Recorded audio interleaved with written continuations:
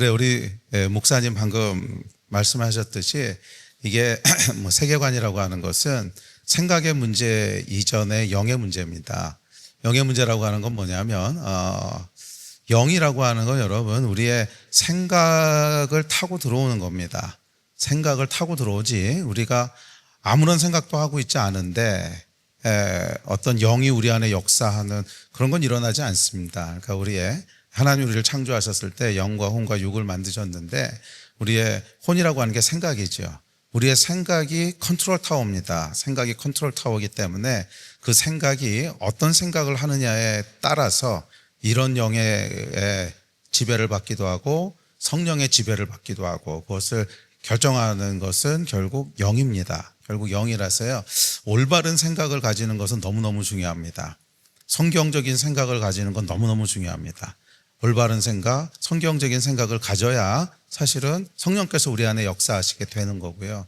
근데 이게 일단 다른 영이 우리 안에 역사하기 시작하면 그 다음에는 백약이 무효합니다. 백약이 무효해서 그 다음에는 이성적인 대화가 이루어지지 않습니다. 목사님 뭐 소개해 주셨듯이 저는 이제 수학을 전공했고요. 수학을 전공했기 때문에 이성이라고 하고 합리적이라고 하는 걸 굉장히 중요하게 생각합니다. 중요하게 생각해서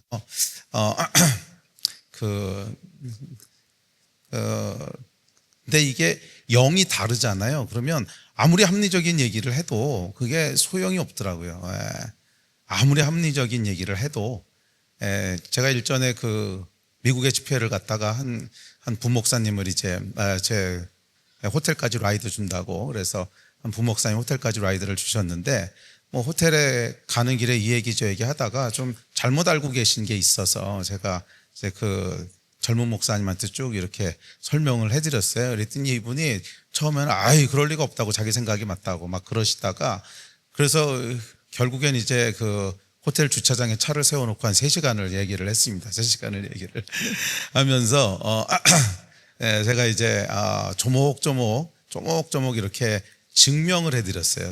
수학적으로 증명을 해드리면서 이것은 그렇게 자기의 생각과 신념과 그럴 거라고 하는 뇌피셜 가지고 생각하시면 안 되고 팩트를 보셔야 된다고. 팩트를 보셔야 되지 않냐. 그래서 팩트에 대한 것은 이제 합리적으로 증명이 돼야 되는 것이고 그래서 제가 정말로 완벽하게 증명을 해드렸습니다. 완벽하게 증명을 해드려서 반박의 여지가 정말 요만큼도 없도록 아주 퍼펙트하게 증명을 쫙 해드렸어요. 그래서 이건 수학적으로 불가능한 일을 지금 말씀하시는 겁니다.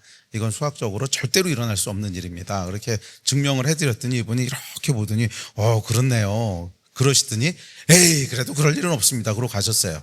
그래서 이게 대화라고 하는 게 의미가 없구나. 대화라고 하는 게 의미가 없고 사람은 일단 영의 어떤 영향력 아래 있으면 그냥 자기가 보고 싶은 것을 보고 믿고 싶은 것을 믿습니다. 그래서 그 다음부터는 이게 우리의 인생이 파괴되는 겁니다. 인생이 파괴되는 거예요. 왜냐하면 진리에 기초하지 않았는데 그 인생이 어떻게 세이프하겠습니까? 진리에 기초한 게 아니고 팩트에 기초한 게 아닌데 팩트에 기초하지 않은 것을 사실이라고 믿고 있는데 그 인생이 어떻게 온전하겠어요? 당연히 그 인생은 파괴적이 될 수밖에 없습니다. 그래서 제가 이건 사건은 저한테 굉장히 좀 이렇게 큰 사건이었어요. 이게 뭐 그냥 일반 성도님도 아니고 목사님이신데도 이렇게 영이 다를 수가 있구나. 영이 다른 정도가 아니고 이건 뭐에 쉬웠구나. 쉬운 게 아니고서야 수학적으로는 동의를 하셨어요. 그렇네요. 해놓고서는 에이 그럴 리가 있습니까? 이게 자기 부인도 아니고 그러면 그렇네요는 뭐고 에이 그럴 리가 없습니다는 뭐지요? 이게 나오면 안 되는 얘기잖아요. 그런 거면 그런 거고 아닌 것만 아닌 거야 되는데 그렇네요 해놓고서는 에이 그럴 리가 없습니다 이러고 가시는 걸 보고서 이거는 대화로 풀 수 있는 게 아니고 결국 이런 류는 정말 기도와 영이 아니고서는 바뀔 수 없구나 하는 것을 다시 한번 보게 됩니다. 그래서 이제 3번 저한테 말씀을 부탁하셨는데 원래는 제가 영적 세계의 원리에 대한 걸 이제 3번을 할까 하다가 오늘 와서 이제 목사님과 대화를 좀 나누고 이러면서 오늘은 그냥 기초적인 영적인 원리에 대한 이야기를 좀 나누고요. 내일과 모레는 이 시대의 사조에 대한 이야기를 좀 나눌까 합니다. 이 시대에 역사하는 사조는 이제 세상에서 하는 얘기고 우리는 영이죠, 영. 이 시대에 역사하는 영들이 있습니다. 예를 들면 만몬의 영, 그렇죠? 그래서 돈이라고 하는 것이 결국 뭐예요? 우리를 지배하는 어떤 영이라는 거예요. 돈은 단순히 우리가 사용하기 위해서 들고 다니는 어떤 화폐를 넘어서 이게 영입니다. 영의 파워가 있어요. 영의 파워가 있다고 하는 것은 그 설명은 내일 조금 더 자세히 할게요. 하여간 영의 파워가 있기 때문에 돈에 한번 사로잡히면 다른 게 보이질 않습니다. 그렇죠. 이 돈에 한번 사로잡히면 다른 게 보이질 않고 논리적인 것도 통하지 않습니다. 영인 거지요. 그래서 그런 이제 황금만능주의, 그 다음에 우리 삶 속에 깊숙이 들어와 있는 것이 인본주의, 그 다음에 포스트모더니즘도 생각보다 굉장히 깊게 우리 속에 들어와 있고요. 그 다음에 우리가 인식하지 못하고 있는 게 하나 있는데 진화론이 있습니다. 근데 진화론은 굉장히 이 뿌리에서 움직이고 있기 때문에 우리가 표면적으로는 잘 인식을 못해요. 진화론이 얼마나 우리의 삶에 큰 영향을 미치는지를 잘 몰라요. 그런데 삶에 아주 구석구석 들어와 있습니다. 그래서 진화론은 사실은 과학이 아니고 이데올로기입니다. 이데올로기라서 현대의 모든 인문학과 사회과학에 적용되지 않은 분야가 없다고 생각하시면 됩니다. 그래서 진화가 안 들어가면 현대학문이 아닙니다. 그러니까 예를 들면 진화 사회학, 심리학을 한다 그러면 진화 심리학, 법률학을 한다 그러면 진화 법률. 그러니까 이게 진화가 안 들어간 데가 없다고 생각하시면 돼요. 그러니까 우리의 모든 생각과 사회의 구석구석에 들어가 있는 게 이제 진화론인데 이게 표면적으로는 잘 안 드러나요. 그래서 진화론에 대한 거. 그리고 마지막으로 하나가 이제 문화 막시즘. 문화 막시즘이라고 들어보셨어요? 컬처럴 막시즘이라고. 이것도 이제 이렇게 숨어 있기 때문에 그 명칭은 잘 드러나지 않는데 실제로 아마 우리 사회에 지금 현재 가장 큰 영향력을 미치고 있는 어떤 흐름일 겁니다. 대표적인 예가 뭐냐면 동성애 이슈라든지 페미니즘이라든지 이런 것들이 이제 문화 막시즘에서부터 나오는 거거든요. 다음에 PC라든지 PC 이제 우리나라에는 딱 해당하는 게 없는데 이게 이제 우리말로 굳이 번역하자면 미국에서는 political correctness라고 해서 근데 이게 우리말로는 뭐냐면 이제 혐오 발언 비슷한 거예요. 그래서 조금만 얘기를 잘못하면 인권이 침해당했다고 얘기하고 하는 이런 이슈들. 그게 다 이제 문화 막시즘에서부터 나오는 거거든요. 그런 흐름들이 지금 우리 사회를 구성하고 있습니다. 그래서 이런 얘기를 내일은 잠깐 나눌까 생각을 합니다. 근데 이 얘기들은 이제 굉장히 중요한 얘기긴 하지만 조금 딱딱해요. 조금 딱딱해서 집회 때 하기는 그렇게 좋은 주제는 아닙니다. 집회는 은혜가 있어야 되는데 그래서 은혜는 오늘 많이 받으시고요. 내일은 조금 딱딱하지만 우리가 꼭 알아야 될 흐름에 대한 이야기들을 살펴봅시다. 그리고 세 번째 날은 내일 하는 거 봐서 결정합시다. 그래서 내일 얘기가 어디까지 진행되는지 봐서 그거를 한 번 더 하는 게 좋을지 아니면 조금 다른 주제를 하는 게 좋을지는 내일까지 봐서 결정하도록 하겠습니다. 자, 그래서 오늘은 먼저 어떤 영적인 원리에 대한 이야기들을 좀 나눠보려고 합니다. 그 영에 대한 이야기를 나눴는데 영에는 실체가 있습니다. 영에 실체가 있다고 하는 건 뭐냐면 하나님께서 세상을 창조하실 때 두 세계를 창조하셨다고 성경은 기록하고 있습니다. 두 세계를 창조하셨는데 보이는 세계와 보이지 않는 세계를 만드셨다라고 얘기합니다. 성경 어디 나옵니까? 고린도후서에 나오죠. 우리가 주목하는 것은 보이는 것이 아니요 보이지 않는 것이니 보이는 것은 잠깐이요 보이지 않는 것은 영원함이라. 그러니까 하나님께서 보이는 물질 세계만을 창조하신 게 아니라는 거죠. 보이는 세계를 만드시고 보이지 않는 세계를 만드셨다는 거예요. 그래서 두 세계가 있다는 것입니다. 두 세계가 있다는 데부터 우리의 모든 이야기가 시작됩니다. 그러니까 이 두 세계에 대한 걸 인정하지 않으면 우리의 이야기가 시작조차 될 수가 없어요. 만약 보이는 세계가 전부라면 하나님은 어디 계시죠? 보이는 세계가 전부라면 하나님 보셨어요? 하나님의 몸을 보신 적이 있으세요? 물론 예수께서 인간의 몸을 입고 이 땅에 오시긴 하셨지만 그 이제 성부 예수님이시고 성자 예수님이시고 창조주 하나님을 본 사람은 아무도 없잖아요. 그러니까 만약 보이는 세계가 전부라면 일단 하나님이 계실 곳이 없어요. 그 얘기는 하나님의 존재에 대한 걸 부인하고 시작하는 겁니다. 그래서 우리의 신앙이라고 하는 것은 보이지 않는 세계를 인정하면서 시작하는 거예요. 이걸 인정하지 않으면 그것은 그냥 우리가 신앙이라고 얘기하지만 실제로는 그냥 도덕과 윤리와 철학에 불과한 것이지 신앙은 될 수가 없습니다. 그러니까 신앙이라고 하는 얘기를 하려면 무조건 뭐로부터 시작되냐면 보이는 세계가 전부가 아니다.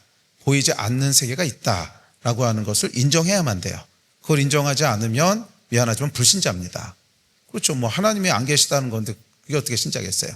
그러니까 예. 그리고 성경은 뭐라 그러냐면 하나님은 보이시지 않는데 존재하신다는 거예요. 어디 존재하시냐? 하나님은 영이시니. 하나님은 영이시니. 그러니까 보이지 않는 세계에 존재하신다는 겁니다. 그래서 성경은 이 보이는 세계와 보이지 않는 세계를 여러 가지 표현으로 표현합니다. 뭐 보이는 세계, 보이지 않는 세계, 또는 물질 세계, 영의 세계 이렇게 얘기하기도 하고, 또는 뭐 하늘과 땅이라고 얘기하기도 하고, 표현은 여러 가지로 표현을 하는데 하여간 다 같은 얘기입니다. 보이는 세계가 전부가 아니라 보이지 않는 세계가 있다. 영적인 세계가 있다. 그렇게 얘기를 합니다. 그리고 성경은 또 뭐라 그러냐면 자, 그 다음에 이제 죄송합니다. 제가 목이 잠겨가지고서 물을 좀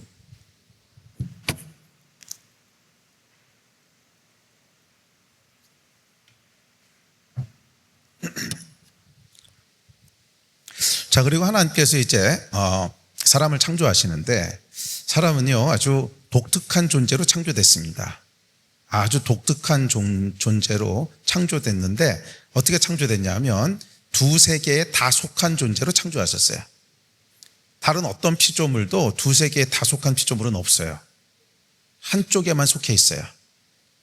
예를 들어서 보이는 세계에는 뭐 나무, 산, 그 다음에 뭐 소, 돼지, 짐승들 뭐 이런 건 이제 보이는 세계에 속한 것들이죠. 보이지 않는 세계에 속한 존재들이 있습니다. 뭐가 있을까요? 그렇죠. 하나님이 계시고 또 천사들이 있다 그러죠. 또 원수 마귀도 있죠. 약간 이런 존재들이 이제 보이지 않는 세계에 속한 것들이죠. 그래서 이게 둘 중 하나에만 속해 있어요. 보이는 세계에 속하든지 보이지 않는 세계에 속하든지. 그런데 사람은 좀 독특해요. 사람은 두 세계에 다 끼인 존재로 만드셨어요.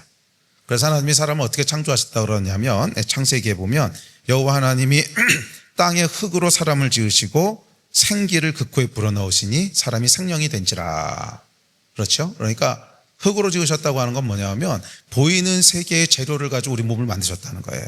그래서 우리 몸은 이 보이는 세계에 속한 재료로 만들어져 있지 이 세계에 속하지 않은 재료로 만드신 건 아니죠. 그러니까 뭐 사람은 죽으면 우리 몸은 이 자연세계 일부로 돌아가지 않습니까? 그러니까 사람을 이루고 있는 것들이 뭐예요? 뭐 탄소, 그다음에 수소, 질소, 주기율표에서 외우신 거 있잖아요. 100몇 가지 되는 거. 그런 것들로 그냥 만들어진 거예요. 그래서 나무를 이루고 있는 성분들이나 또는 뭐 소나 돼지를 이루고 있는 성분이나 사람을 이루고 있는 성분이나 같은 성분들로 만들어진 거죠. 그게 이제 흙으로 지었다는 의미지요. 이 땅에 속한 재료로 우리 몸을 만드셨다는 거예요. 그런데 그게 끝이 아니라 그 코에 생기를 불어넣으셨다. 이게 하나님의 영을 불어넣으셨다. 이게 호흡이란 뜻인데 하나님의 영을 불어넣으셨다 그랬거든요. 하나님의 영을 불어넣으셔서 인간을 만드셨대요. 그랬더니 사람이 뭐가 됐냐면 생령이 됐대요. 생령. 여러분 생령이란 말은 사실 이렇게 흔히 등장하는 얘기는 아니죠. 요 창조 이야기에만 등장하는 단어인데 생령이라고 하는 게 이제 히브리어로 보면 네페시 하야라고 하는 단어고요. 그다음에 이게 영어로 보면 living spirit입니다. 그러니까 정확히 히브리어로도 living spirit이라고 하는 뜻이에요. 살아있는 영이라는 뜻입니다. 여러분 이 표현을 좀 곰곰이 들여다보시면 이상한 생각이 드셔야 됩니다. 영은 여러분 당연히 살아있죠. 영이 죽는 거 보셨습니까? 죽은 영이라는 건 없어요. 영은 그냥 아주 원래 살아있는 거예요. 그런데 그 앞에다가 굳이 살아있다란 말을 넣는 이유는 뭐죠? 조금 이상한 표현이라는 거예요. 그래서 다른 어떤 성경 본문에도 이렇게 단어를 조합한 경우는 거의 없어요. 그냥 영 그러면 당연히 살아있는 거지. 근데 그 앞에 살아있는 영이라 그랬단 말이에요. 그러니까 이게 살아있다라고 하는 것은 히브리어로 보면 이게 호흡이 있다 이런 뜻이거든요. 호흡이 있는 영. 무슨 뜻이냐면 인간의 육신을 가지고 있는 영이라는 거예요. 숨을 쉬고 있는 영이라는 거예요. 그러니까 아마 천사나 마귀나 그런 존재들은 숨은 안 쉴 것 같아요. 숨을 쉬는 이유는 뭐냐면 우리는 산소를 통해서 에너지를 공급받아야 되기 때문에 우리 몸이 이제 그런 구조로 되어 있기 때문에 숨을 쉬어서 산소를 받아들이고 그 산소가 이제 몸에 에너지를 만들어내죠. 그러니까 이제 숨을 쉬어야 되는 건데 사실은 뭐 영적인 존재는 숨을 쉴 수가 없죠. 굳이 뭐 산소가 필요한 게 아니니까. 자, 그래서 숨을 쉬는 영이라고 하는 것은 산소를 들이마시는 영 이런 뜻입니다. 몸을 가지고 있는 영이라는 거예요. 그러니까 사람은 굉장히 특별한 존재로 지음받았다는 거예요. 몸이 있는데 영이라는 거예요. 그런 존재는 사람밖에 없어요. 영이면 영이고 몸이 있으면 몸이 있지 몸을 가진 영은 우리밖에 없다는 거예요. 그래서 저와 여러분은 아주 특별한 존재입니다. 두 세계에 다 속한 존재예요. 자, 두 세계에 속했다고 하는 것은 무슨 의미냐면 이런 뜻입니다. 자, 제가 보이는 세계에 속했어요. 그 얘기는 보이는 세계에 있는 것들과 그 상호작용을 할 수 있다는 거예요. 그러니까 예를 들어서 제가 여기 있는 시계를 이렇게 들고 싶으면 들 수 있고 또 목이 잠기면 물을 마셔야지. 그러면 이렇게 물병을 들어서 이렇게 마실 수도 있습니다. 그러니까 보이는 세계에 있는 여러 물질들과 인터랙션을 할 수 있다는 거예요. 상호작용을 할 수 있다고 하는 것이 보이는 세계에 속했다는 뜻입니다. 그래서 하나님께서 우리가 보이는 세계를 살아가도록 하시기 위해서 오감을 주셨죠. 보고 듣고 느끼고 맛보고 하는 이런 오감을 주셨습니다. 이와 마찬가지로 보이지 않는 세계에 속했다고 하는 것은 뭐냐면 보이는 세계하고도 인터랙션을 할 수 있다는 뜻입니다. 보이지 않는 세계하고도 인터랙션을 할 수 있다는 거예요. 그래서 사람은요 하나님과 소통할 수 있는 존재예요. 우리의 영이 있기 때문에 하나님과 소통할 수 있는 존재고 또 원수 마귀하고도 영향을 받을 수 있는 존재고 또 원수 마귀를 쫓아낼 수도 있는 존재고 여러분 영적인 세계하고 우리가 뭔가 이렇게 액션을 주고받을 수 있으니까 이런 걸 할 수 있는 거지 그렇지 않습니까? 원숭이는 이거 못합니다. 원숭이는 절대로 하나님과 소통할 수 없고요. 원숭이가 기도하는 거 보셨어요? 그 원숭이는 절대로 귀신을 쫓아낼 수도 없어요. 사람만 할 수 있어요. 왜? 사람은 영에 속한 존재이기 때문에 그것이 영에 속해 있다고 하는 뜻입니다. 자, 그런데 이제 그 문제는 뭐냐면 아담과 하와가 죄를 지면서 우리가 그 죄를 짓고 나서 성경이 뭐라 그러는 줄 아십니까? 저희가 육체가 됨이라 이렇게 얘기해요. 처음에 생령이라 그랬다가 육체가 됨이라. 아니 육체가 육체지 뭐 육체가 됩니까? 뭐 어차피 육체가 있는데 이건 무슨 뜻이겠어요? 영이 없어졌다는 거죠. 영이 없어졌는지 멈췄는지 이건 모르겠지만 저희가 그냥 보이는 세계에만 속한 존재처럼 살게 됐다. 보이는 세계에만 속한 존재처럼 살게 됐다. 그런 뜻이 이제 육체가 됨이라 이렇게 표현을 하고 있지요. 그래서 영적인 기능들을 하여간 소실했습니다. 그래서 더 이상 뭐 하나님에 대해서도 뭐 소통도 하지 않을 뿐더러 시간이 흐르고 나니까 하나님이 계신 것조차 부인하게 되는 그래서 그냥 육체만 가진 존재처럼 살아가는 보이는 세계가 전부라고 생각하고 살아가는 그게 여러분 하나님을 떠난 세상이죠. 하나님을 떠난 세상은요 보이지 않는 세계를 인정하지 않습니다. 그냥 보이는 세계가 전부라고 생각하고 그 세계 속에서 열심히 살아가는 거죠. 자, 이것이 이제 죄의 결과입니다. 자, 그런데 하나님께서 사람을 창조하실 때 이제 영혼 육으로 사람을 창조하셨는데 이 영혼 육은 육이라고 하는 건 우리 이 몸을 얘기하는 거죠. 육체를 얘기하는 것이고 영이라고 하는 건 아까 말씀드렸지만 우리 안에 거하신 하나님의 영, 그 호흡, 그 생기를 불어넣으신 그게 영입니다. 그리고 이 아담과 하와의 타락 이후로 우리의 죽은 영을 예수 그리스도의 영, 성령께서 우리 안에 거하심으로 다시 영적인 존재가 되게 하셨잖아요. 그러니까 지금 우리에게 영이라고 얘기하면 우리 안에 거하시는 성령님이십니다. 이게 이제 우리 영이 아니라 내 안에 있는 영이 아니라 우리 안에 거하시는 성령님이세요. 이거 이제 시간이 충분하면 조금 더 자세히 설명할 텐데 그냥 잘 모르겠는 분은 책을 사서 보세요. 책 좀 팔아야지. 카이로스라고 하는 책에 제가 자세히 써놨는데 하여간 영이라고 했을 때 우리 안에 거하시는 성령님을 생각하시면 됩니다. 그런데 이제 혼은 뭔가? 이 혼은 이제 우리의 마음이고 생각을 지칭하는 단어인데 보통 지정의를 이제 혼이라고 부릅니다. 그래서 우리의 지식, 그다음 감정, 의지. 근데 이 혼이라고 하는 것은 엄밀하게 얘기하면 육체의 일부입니다. 우리 보이는 세계에 속한 거라는 거예요. 그래서 혼은 사실은 우리 뇌에서 일어나는 전기 호르몬 반응입니다. 뇌에서 일어나는 전기 호르몬 반응이지 이게 보이지 않는 세계에 속한 게 아니라는 거예요. 근데 사람들이 흔히 하는 실수가 영혼과 육체라고 얘기하면서 영과 혼이 마치 보이지 않는 세계에 속했고 육이 보이는 세계에 속했다고 오해를 하는데 잘못된 분류고요. 영과 혼육으로 나눠야 맞아요. 영이 이제 보이지 않는 세계에 속한 거고 혼과 육은 보이는 세계에 속한 건데 그냥 혼은 우리 뇌에서 일어나는 작용이다 보니까 눈에 잘 안 보이니까 이제 고대 사람들이 그렇게 잘못 분류했을 수는 있는데 하여간 그거는 보이는 세계에서 우리 뇌에서 일어나는 기능입니다. 몸하고 똑같은 겁니다. 몸하고 똑같은 건데 하여간 우리 뇌에서 일어나는 전기 반응, 호르몬 반응 그것을 이제 혼이라고 부릅니다. 자, 그런데 하나님께서 사람을 영혼육으로 창조하시군요. 그 안에 질서를 두셨습니다. 어떤 질서를 두셨냐면 우리의 몸은 혼에게 복종하도록 하셨고 혼은 영에게 복종하도록 하셨어요. 그래서 여러분 우리 몸을 보면요. 우리 몸은 혼에게 복종합니다. 제 혼이 생각을 합니다. 물병 들어서 먹어. 그러면 제 몸은요. 그냥 이렇게 복종하죠. 만약 이게 안 된다 그러면 뭔가 망가진 거죠. 망가지지 않았으면 당연히 이렇게 합니다.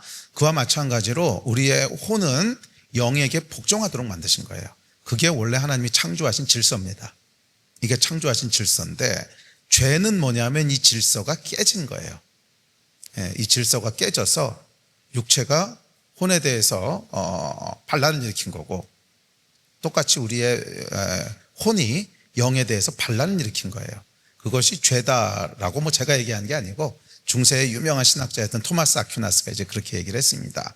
자, 그래서 약간 이 타락, 죄라고 하는 건 뭐냐면 이 질서가 깨진 거예요. 질서가 깨져서 그것이 이제 잘 순종하지 않는 겁니다.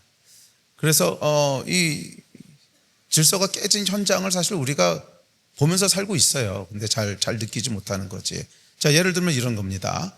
제가 이렇게 배를 보니까 요즘 살이 너무 쪘어요. 그래서 살을 빼야지. 굳게 결심했습니다.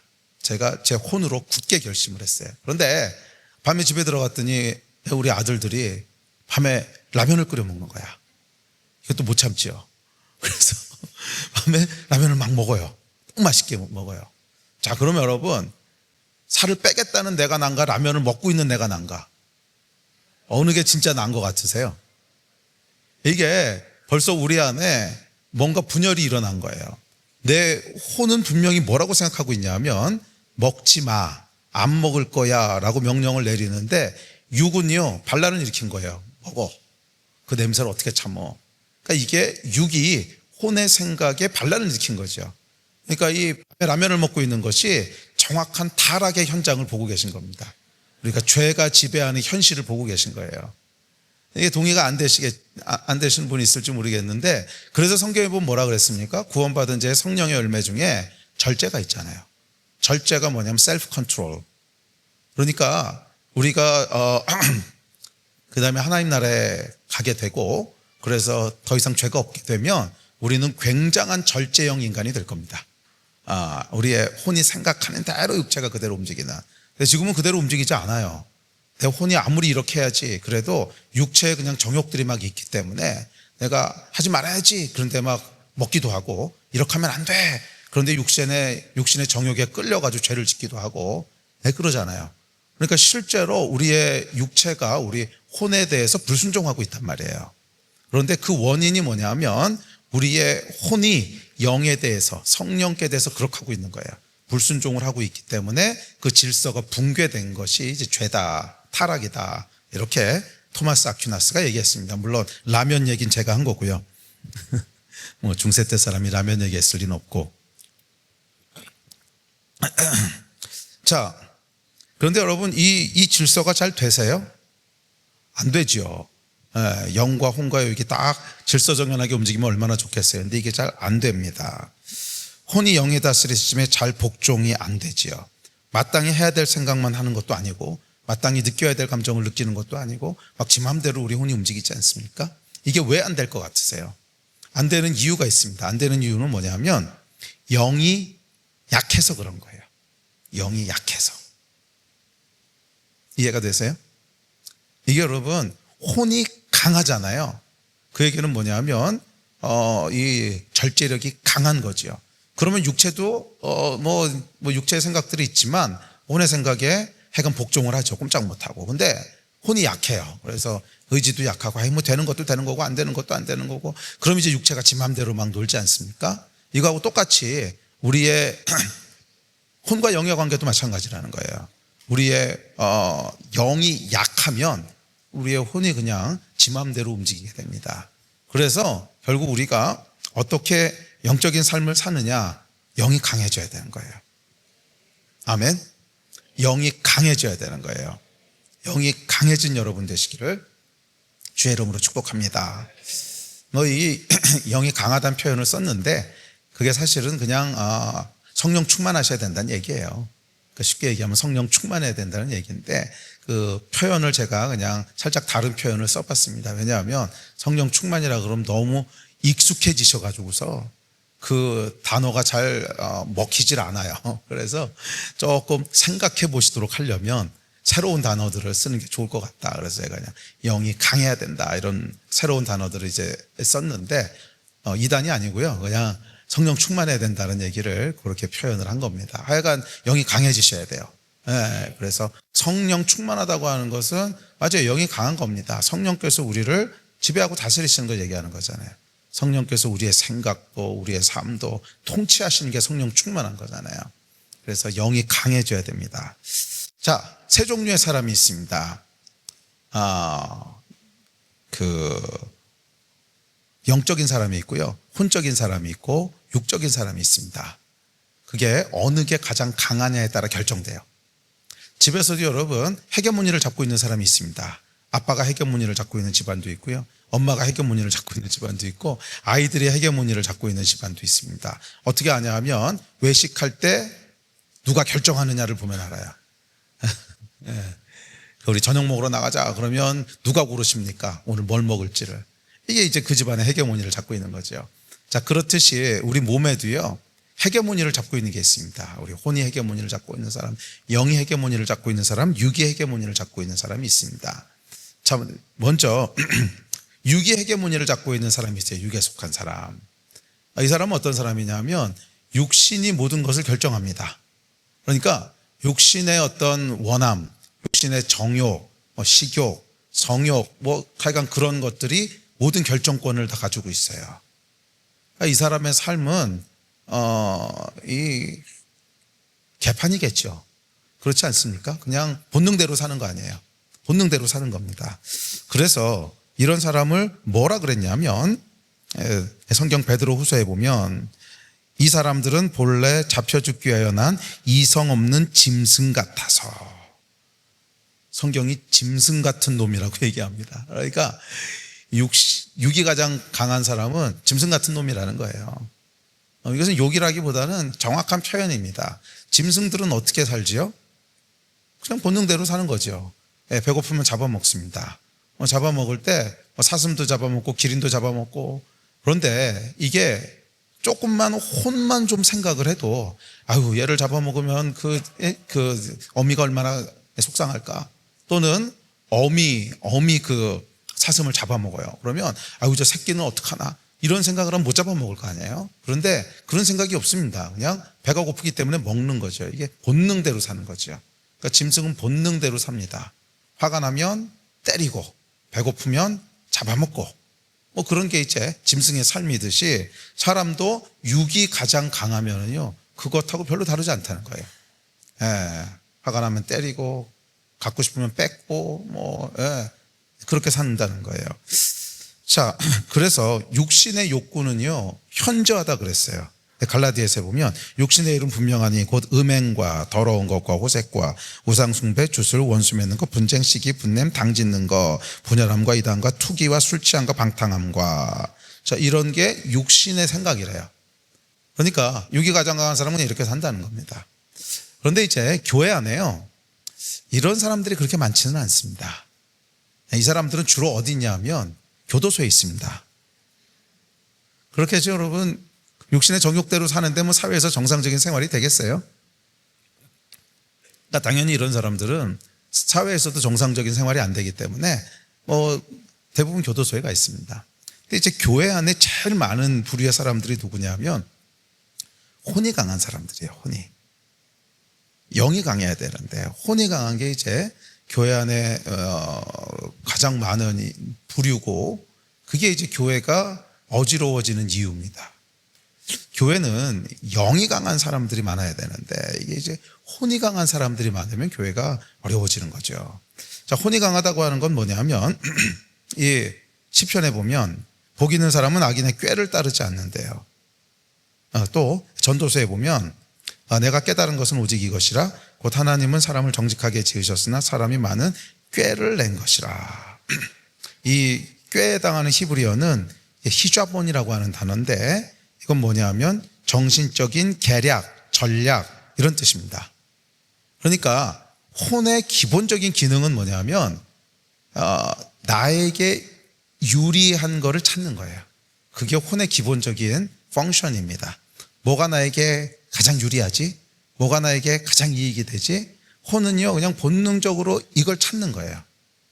이거 자체가 죄는 아닙니다. 이거 자체가 죄는 아닌 게 그 기능이 없으면 우리가 세상을 살 수가 없죠. 그 기능이 없으면 생존 자체가 안 되잖아요. 그러니까 이 기능 자체가 죄는 아닌데 이 기능이 어디 있어야 돼요? 영의 리더십 아래 있어야 되는 거예요. 이게 깨진 게 이제 죄인 거죠. 근데 어쨌거나 혼의 기능은 뭐냐면 뭐가 나한테 제일 유리한 건가를 계속 찾는 거예요. 히좌본 하는 거예요.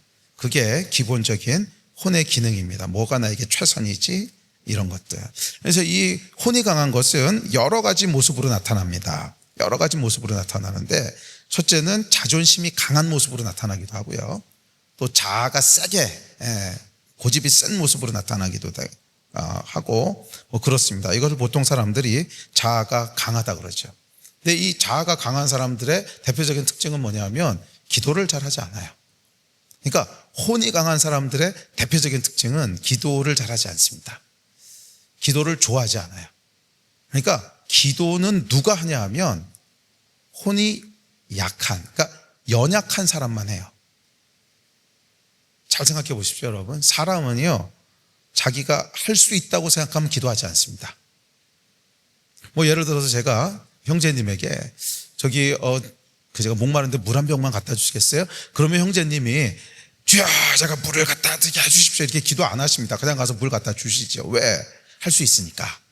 근데 만약 주가 쓰시겠다 합니다. 내일까지 10억 원을 헌금하시지요. 그러면 시험 드시든지 아니면 기도하실 겁니다. 주여 이걸 어떡합니까? 차이가 뭘까요? 할 수 없는 일. 그러니까 사람은 언제 기도하냐 하면 내가 할 수 없다고 느낄 때 기도해요. 그런데 혼이 강한 사람은 내가 할 수 있다라고 생각하기 때문에 결국 기도를 좋아하지 않습니다. 기도보다는 일단 움직여요. 기도보다는 일단 움직입니다. 일단 움직여서 뭔가 하려고 해요. 이게 이제 혼이 강한 사람의 특징입니다. 또 혼이 강한 사람은 자기 보호의 모습으로 나타나기도 합니다. 자기 보호. 자기 보호로 나타날 수밖에 없는 게 혼은 뭐가 나에게 최선인가를 찾는 거라 그랬잖아요. 그래서 뭐 예를 들면 교활한 것, 자기를 보호하기 위해서 다른 사람을 속이는 거죠. 그것도 이제 혼이 강한 거고요. 또 비판적이고 부정적인 것. 비판적인 사람들이 있습니다. 계속 부정적인 얘기를 하고 다른 사람에 대해서 비판적으로 얘기하고 이게 왜 그런지 아십니까? 그 사람이 틀렸다는 것을 증명함으로 내가 옳았다는 것을 드러내고 싶은 거예요. 그게 기본적인 동기입니다. 그러니까 무슨 얘기냐면 무엇이 나에게 유리한 것인가를 계속 전략적으로 행동하는 거예요. 나는 모르지만 내 혼은 굉장히 전략적으로 일하고 있는 겁니다. 그래서 비판적인 사람은요, 혼이 강한 사람입니다. 영이 강한 사람은 절대로 비판적이지 않습니다. 비판적인 사람.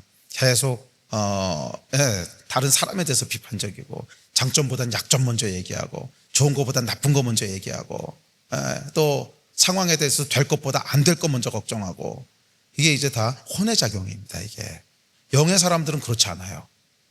영의 사람들은 안 될 것보다 될 거를 먼저 보고요, 나쁜 것보다 좋은 걸 먼저 보고요, 상대의 단점보다 장점을 먼저 보고요. 이게 이제 영이 하는 일이에요. 그래서 여러분, 하나님이 만약 우리에 대해서 비판적이었다면 우리는 다 죽고 끝났습니다.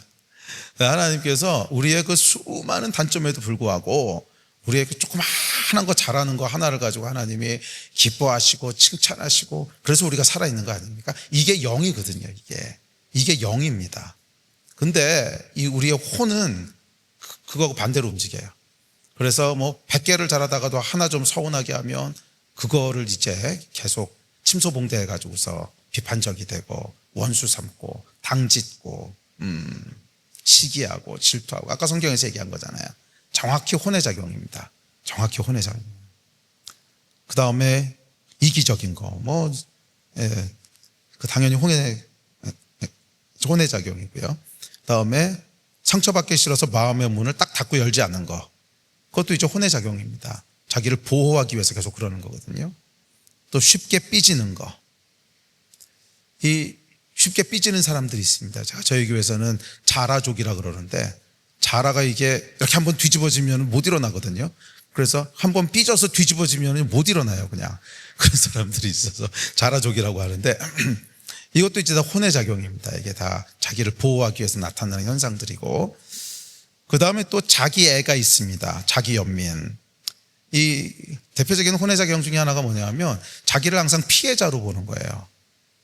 이게 이제 내일이랑 모레랑 할 문화 막시즘에도 이게 등장하는데, 문화 막시즘의 대표적인 현상 중에 하나가 뭐냐면 피해자 스피릿이거든요. 피해자 스피릿. 항상 자기를 피해자라고 생각을 해요. 피해자로 규정을 합니다. 그래서 이 동성애자들이 계속 뭐라 그래요? 자기가 피해자인 것처럼 얘기하잖아요. 근데 도대체 무슨 피해를 입었나 생각해 보면 피해 입은 게 없어요. 뭐 세금을 더 냅니까? 그렇다고 뭐 식당에 못 들어오게 합니까? 피해받은 게 아무것도 없거든요. 그냥 단지 성경에서 그것은 잘못됐다고 얘기합니다 하는 것 빼고는 무슨 피해가 있어요? 그런데도 계속 엄청난 피해를 입은 것처럼 얘기하죠. 그러니까 이게 이제 피해자 스피릿인데, 그건 내일 할 때 합시다. 근데 이것도 대표적인 혼의 작용입니다. 대표적인 혼의 작용이에요. 자기가 피해자라고 계속 규정하는 거. 또 열등감. 근데 이 피해자 스피릿이 있는 사람은요, 교회에서 가장 힘든 사람들이 이 사람들이에요. 제가 목회를 해보면 정말 가장 힘든 분들이 이분들이에요. 저희는 이제 그 신혼부부들이 많아요, 교회에. 신혼부부들이 많다 보니까 이제 부부싸움들을 자주 합니다.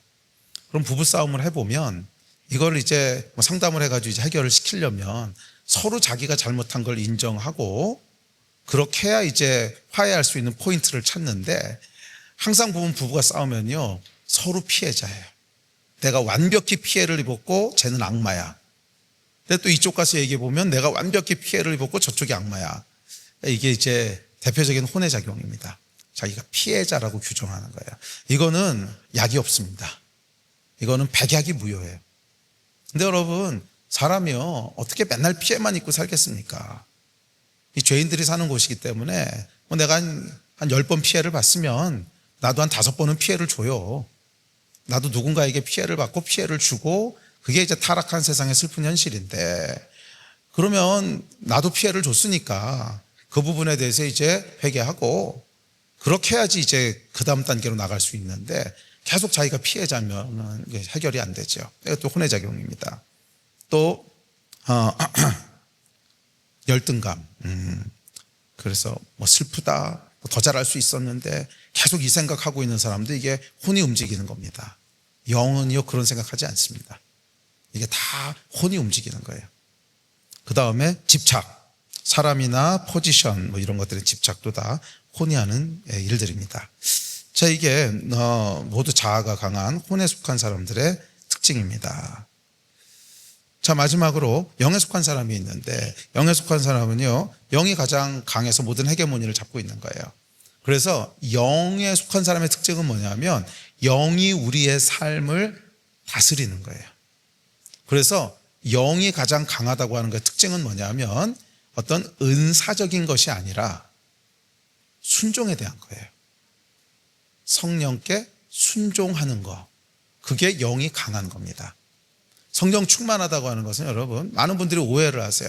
성령 충만한 것을 어떤 능력으로 생각을 하세요. 뭐 병 고친다든지 예언을 한다든지 이런 걸로 생각을 하시는데, 그게 뭐 좋은 걸 수는 있습니다. 하나님 주신 선물이니까 당연히 좋은 거죠. 하지만 그거하고 영이 강한 거하고는 하등의 관계가 없습니다.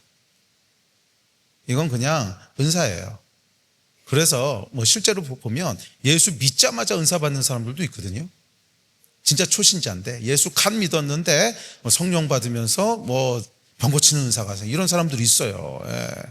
저희 둘째 아들도 이제 그런 부류였는데, 얘가 한동안 예수 안 믿다가 대학교 1학년 때 딱 성령 받으면서 거듭났는데, 그러고는 바로 뭐 예언의 은사가 있다고 막 그러고 다녀가지고 제가 이렇게 잠재우느라고 굉장히 애먹었는데, 그러니까 이건 여러분 무슨 영이 강한 거하고 아무 상관없죠. 이게 뭐 완전 극초신자가 무슨 뭐 충만함이 있겠습니까? 그건 그냥 은사죠. 그러니까 이건 영이 강한 게 아닙니다. 이건 영이 강한 게 아니고, 영이 강하다고 하는 건 뭐냐면 하나님의 말씀에 순종하는 거예요. 그 능력을 영이 강하다고 하는 거예요. 하나님 말씀하시면 내 육신의 욕구가 어떻든지 내 생각이 어떻든지 그냥 아멘 그러고 딱 무릎 꿇는 거, 이게 영에 속한 사람의 특징입니다. 아멘. 그런 사람들이 영이 강한 것하고 영이 예민한 것을 잘 구분을 못해요. 뭘 잘 보고 듣고 하는 건 영이 강한 게 아니고요, 영이 예민한 겁니다. 그래서 영이 예민한 사람은요, 아까도 얘기했지만 초신자 때도 그 은사들이 나타나고 그래요. 이건 영이 예민한 겁니다. 피부가 강한 것하고 피부가 예민한 건 달라요. 피부가 예민한 건 뭐라 그러냐면 아토피라 그러는 거예요.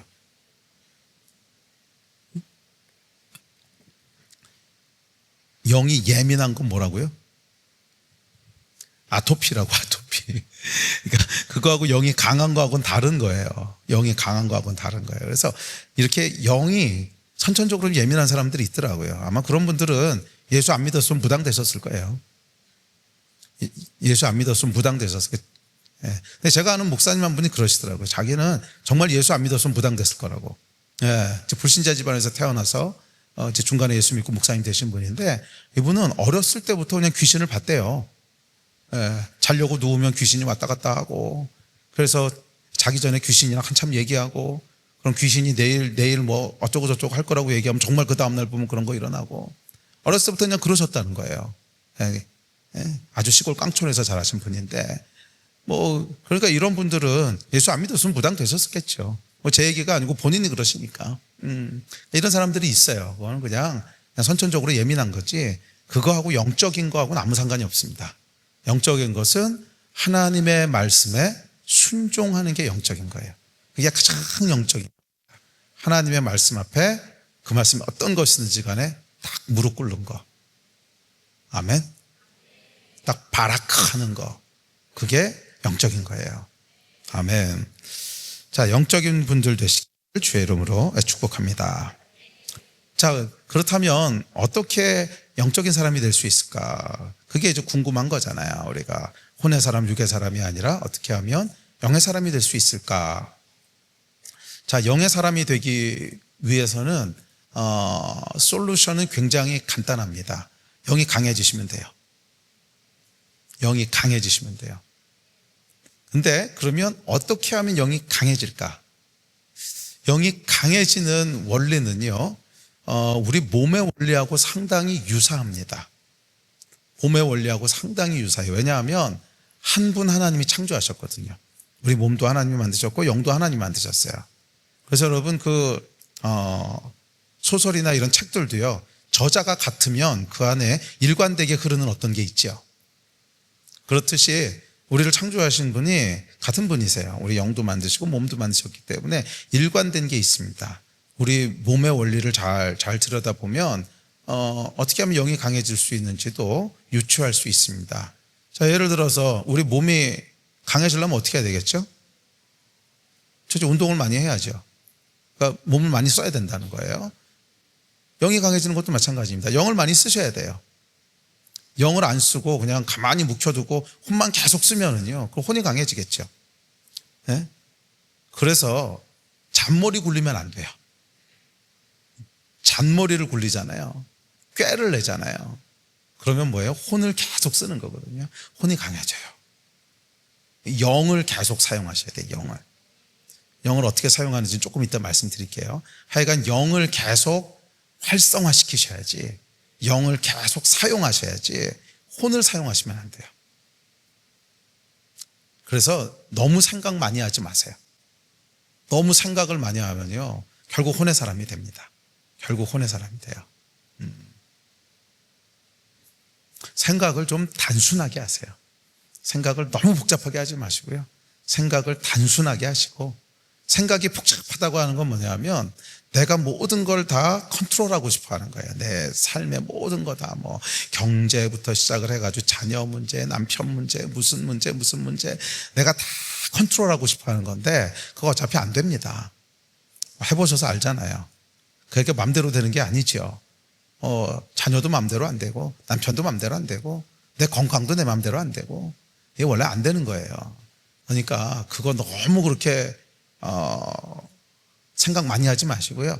딱 하나만 생각하십시오. 하나님이 무엇을 원하시나? 그러면 단순해집니다. 그러면 단순해져요. 이걸 안 하잖아요. 그러면 생각이 복잡해지고요. 생각이 복잡해지면 결국 혼에 속한 사람이 됩니다. 어쩔 수 없어요. 왜? 혼을 계속 썼으니까.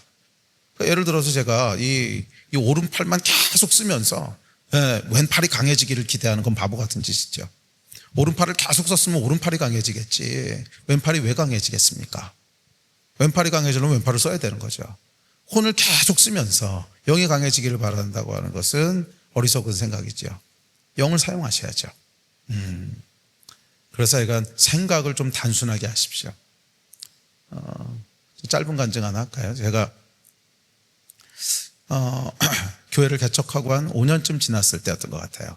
4, 5년 지났을 텐데 이제 뭐 새벽에 이제 기도를 하고 본당에 앉아서 이렇게 기도를 하고 있었는데 갑자기 성령께서 무슨 생각을 제 안에 이렇게 떠오르게 하시냐면 생각 좀 하지 마라, 그런 생각을 저는 이거 그냥 내 안에 드는 생각일 거야. 그러고 또 생각하지 마라.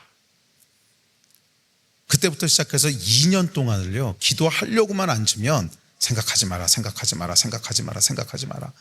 다른 기도를 할 수 없을 만큼. 그러니까 성령께서 하시는 일 아니겠어요? 제 안에 계속 그렇게 말씀하시는 거겠죠. 그래서 그때부터 이제 생각이 복잡해지기 시작했습니다. 생각을 안 하면 뭘 해야 되는 건가? 저는 제가 잘하는 게 생각이라고 생각을 했거든요. 그렇지 뭐 제가 이 몸으로 운동을 잘하겠습니까? 아니면 뭐 이 외모를 가지고 무슨 연예인을 하겠습니까? 그냥 그나마 잘하는 게 이제 생각하는 거니까 생각하는 게 제 은사고 선물이라고 생각을 했는데 생각을 하지 말라 그러니까 그 다음부터 멘붕이 오는 거예요. 그럼 뭘 해야 되는 거지? 생각을 안 하면 뭘 해야 되는 거지? 근데 하나님께서 집요하게 2년을 생각하지 마라, 생각하지 마라, 생각하지 마라. 그래서 그 다음부터 이제 뭐를 하기 시작했냐면 생각을 안 하려면 뭘 해야 되겠습니까? 물어봐야죠. 그래서 물어보기 시작했어요. 하나님 그럼 뭘 할까요? 그럼 뭘 할까요? 오늘 뭐 할까요? 조금 있다가 누구 면담하기로 했는데 무슨 얘기 할까요? 물어보기 시작했어요. 계속 물어보기 시작하는데 참 하나님이 잔인하세요.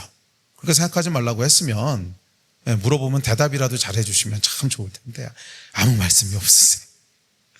뭐 저는 그렇게 은사가 있는 사람이 아닙니다. 정말 은사가 있는 사람이 아니라서 그냥 주여 뭘 할까요? 그러면 조용해요. 아무리 물어봐도 조용하고, 이제 어떤 분들은 뭐 보기도 하고 듣기도 하고 막 이러시는데 저는 보이는 것도 없고 들리는 것도 없고 잠잠하고 깜깜하고, 그거를요 2년을 하나님이 다루시더라고. 그래서 2년쯤 지나면서 내가 뭐 하고 있는 건가, 이게 뭐 하고 있는 건가, 생각은 멍해지고 아무 생각도 없고. 근데 한 2년쯤 지나니까 제 안에 굉장히 중요한 변화가 있는 것을 보게 되더라고요. 그 변화가 뭐냐 하면 어느 순간 보니까 제가 하나님의 눈치를 보고 있는 거예요. 기도할 때뿐만이 아니라 뭐라든지 해요 말아요. 이걸 하나님한테 계속 이렇게 하나님을 신경 쓰고 있는 거예요. 해도 되는 거예요? 안 되는 거예요? 왜? 생각을 하지 말라고 했으니까. 뭐 그전 같았으면 제 생각으로 이렇게 하면 무슨 이익이 있고 이렇게 하면 뭐가 어려워질 거고 단점은 뭐고 장점은 뭐고 쫙 돌아갔을 텐데 뭐 하지 말라고 하나님 2년 동안을 이제 그러셨으니까 그럼 해요 말아요?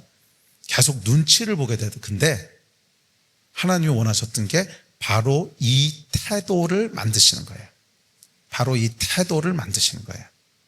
우리가 뭐 물어보면 하나님께서 뭐 은사적으로 이래라 저래라 이렇게 말씀 안 하실 수도 있어요. 그것은 뭐 그냥 그때그때 사람에 따라 은사에 따라 달라요. 그런데 중요한 것은 모든 사람 안에 하나님이 원하시는 태도는 이 태도예요.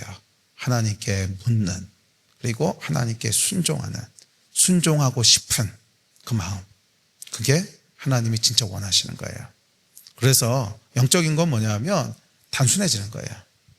너무 여러 사람 비위 맞추려고 그러지 마시고요. 한 분 비위만 맞추세요.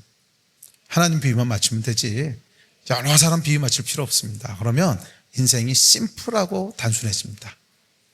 근데 이거를 안 하면은 필연적으로 혼으로 살게 됩니다.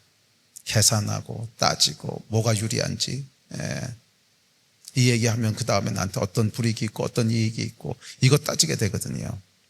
영으로 살 수가 없어요. 영으로 살려면 일단 혼의 기능을 좀 멈추십시오.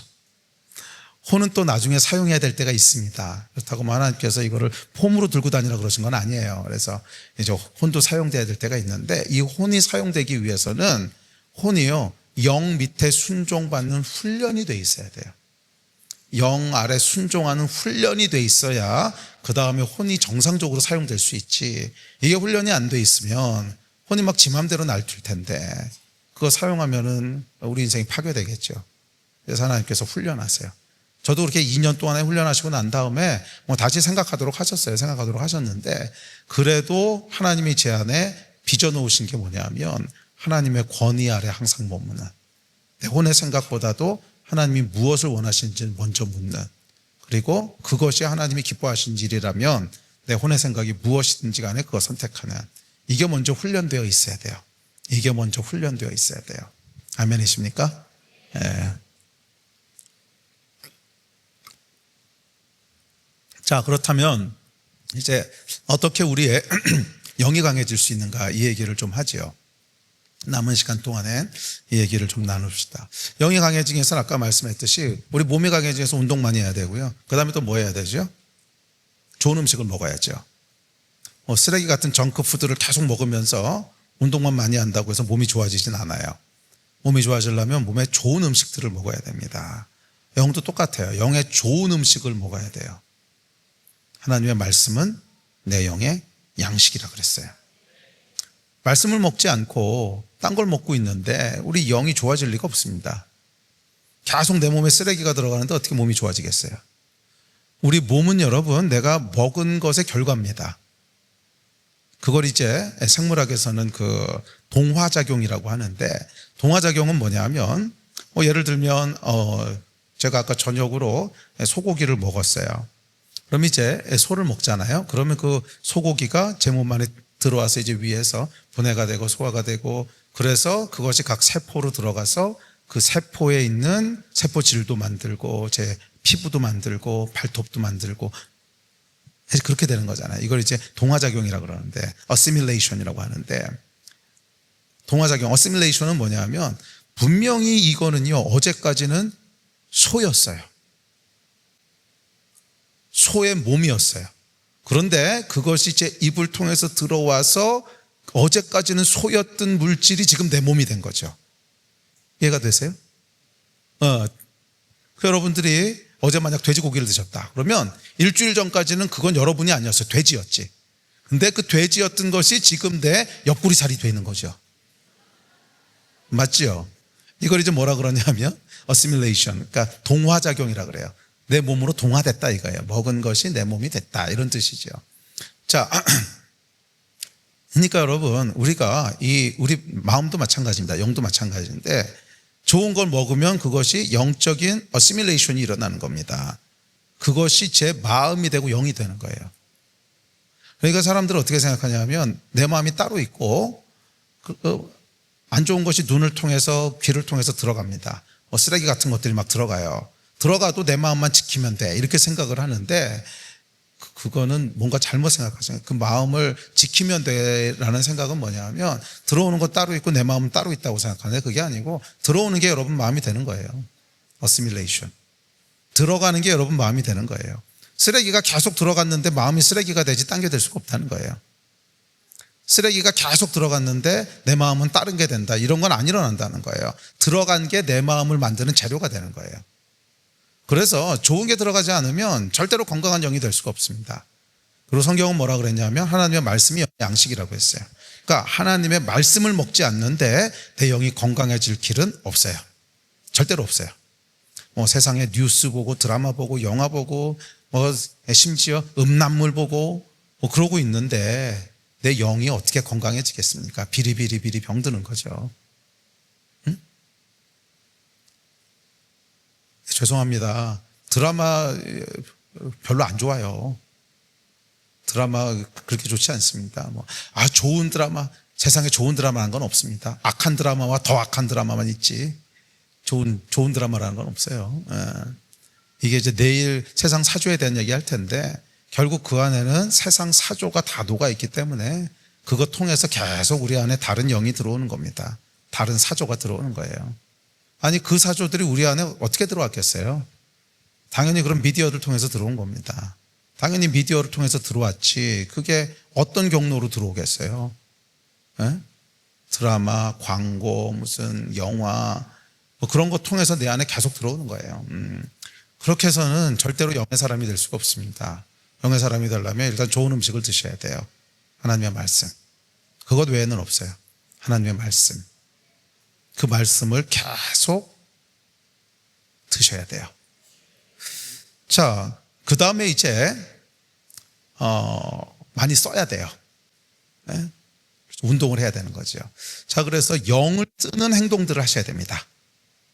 영을 쓰는 행동들이 있습니다. 혼을 쓰는 행동들이 있고요. 영을 쓰는 행동들이 있어요. 대표적인 게 뭐냐면 믿음이에요. 믿음. 우리가 믿음을 발휘할 때는요 사용하게 돼요. 믿음을 발휘할 때는 우리의 영을 사용하게 돼요. 그래서 계속 믿음을 선택하셔야 돼요. 그럴 때마다 우리가 아령 하나씩 드는 거예요. 또 어떤 게 있을까요? 사랑. 사랑하기로 선택할 때도 우리의 영이 움직입니다. 사랑하기로 선택할 때도 영이 움직여요. 그래서 계속 사랑하는 걸 선택하셔야 돼요. 그러면 우리의 영이 계속 움직이는 거예요.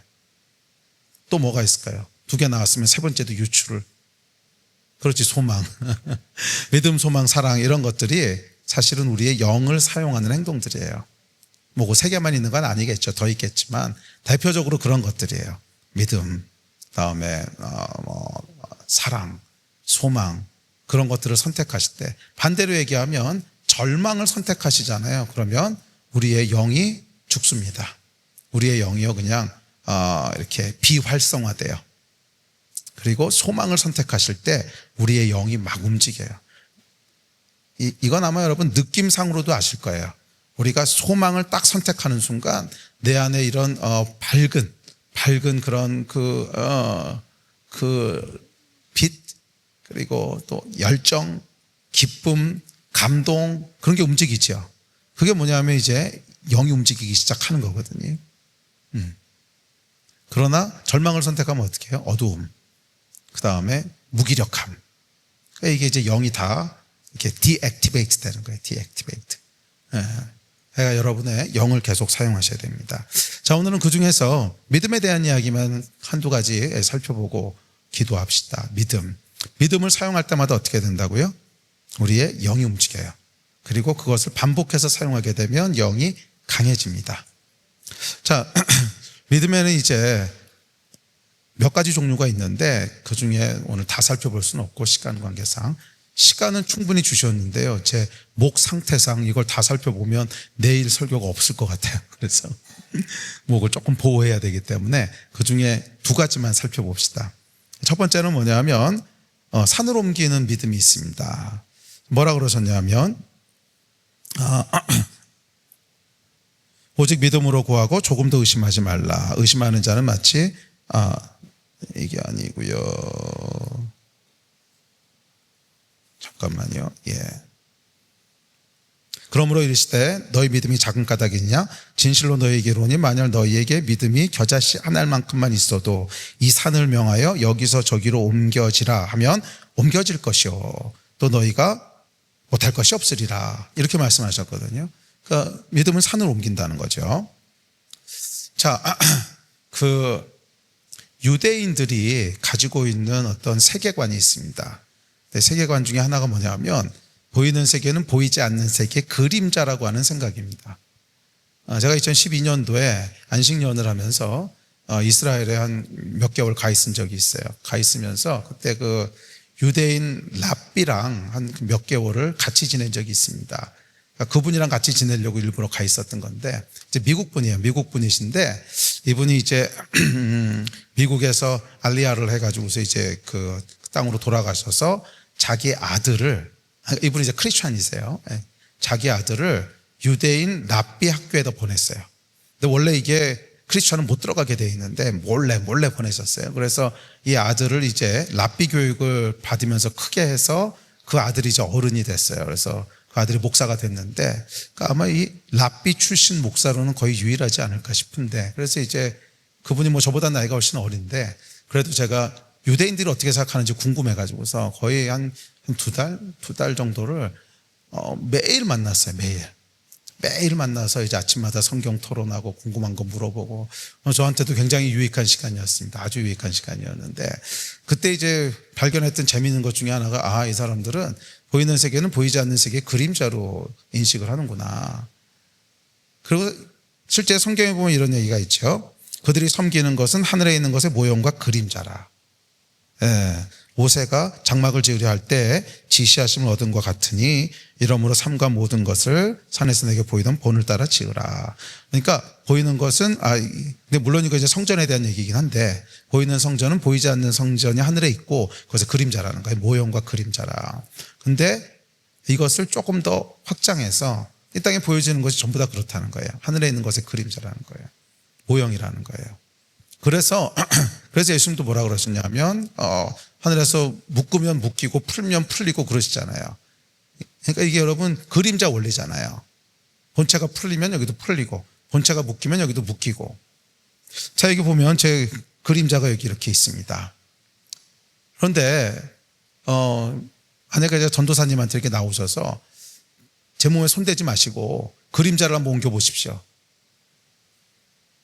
그럼 그림자 옮길 수 있나요? 못 옮기죠. 무슨 짓을 해도 그림자는 옮겨지지 않습니다. 그런데 그림자를 옮길 수 있는 아주 강력하고 쉬운 방법이 있습니다. 제 몸을 그냥 이렇게 빌면 돼요. 그림자는 그냥 따라오는 거예요. 이게 영적인 원리라는 거예요. 믿음의 원리는 뭐냐 하면 하늘에 있는 실체를 옮기면 땅에서도 옮겨진다는 거예요. 이게 산을 옮기는 거죠. 산이 여러분 이 땅에 있습니다. 그럼 이 산을 어떻게 옮기겠어요? 조그만 동산이라면 뭐 어떻게 해볼 수도 있을지 모르지만 큰 산이 있으면 뭐 그 산을 이제 무슨 수로 옮기겠습니까? 보이는 세계에 있는 산을 옮길 수가 없어요. 그런데 그 산을 믿음으로 옮길 수 있다는 거예요. 그러니까 믿음은 하늘에 있는 것들을 움직이기 때문에 하늘에 있는 산이 움직이면 땅에 있는 그림자는 그냥 따라온다는 거예요. 이게 크리스찬이 살아가는 방식입니다. 그래서 크리스찬은 여러분 먼저 산을 옮기려고 움직이는 게 아닙니다. 기도를 먼저 하는 거죠. 믿음으로 기도할 때 하늘에서 풀리면 그 다음에 우리가 이 땅에서 순종해서 움직이는 거지. 기도로 하늘을 움직이지도 않았는데 몸으로 이 땅에서 움직이려고 하는 것은 세상 사람들의 삶의 방식이지 우리 방식이 아니라는 거예요. 그래서 우리는 보이는 세계와 보이지 않는 세계를 같이 살아간다고 하는 것을 인식하셔야 돼요. 그리고 보이는 세계와 보이지 않는 세계는 연결되어 있기 때문에 연결되어 있기 때문에 보이지 않는 세계를 기도로, 특별히 믿음의 기도로 움직이면 보이는 세계는 따라오는 거예요. 이게 우리가 살아가는 방식입니다. 아멘? 아멘이십니까? 예. 믿음은 여러분, 보이는 세계와 보이지 않는 세계를 연결하는 통로고요. 믿음은 보이는 세계의 것을 보이지 않는 세계의 것을 보이는 세계의 실체가 되게 하는 능력입니다. 성경에 보면 뭐라고 나와 있냐면, 성경 에베소서에 보면 찬송하리로다 하나님 곧 우리 주 예수 그리스도의 아버지께서 그리스도 안에서 하늘에 속한 모든 신령한 복을 우리에게 주시되, 이렇게 되어 있습니다. 근데 이게 영어 성경에 보면 every spiritual blessings in heavenly realm 이렇게 되어 있어요. 그러니까 하늘에다가 하나님이 복을 마련해 놓으셨다는 거예요. in heavenly realm, 하늘의 영역에 복을 마련해 놓으셨어요. 이해가 되세요? 저와 여러분을 향한 모든 좋은 복들을 다 준비해 놓으셨는데 어디 있다는 거예요? 하늘에 있다는 거예요. 그러면 그 복을 쓰려면 어떻게 해야 돼요? 땅으로 가져와야 되는 거잖아요. 은행에 우리가 아무리 많은 잔고가 있어도 찾아서 써야지 내 돈이 되는 거지, 찾아 쓰지 않으면 그냥 은행에 있는 것 뿐이지요. 이와 같이 하늘의 잔고에 하나님께서 저와 여러분을 향한 모든 좋은 것들을 다 준비해 놓으셨는데 이걸 이제 땅으로 가져와야 되는 거예요. 그게 믿음이라는 거예요. 그게 믿음이라는 거예요. 아멘?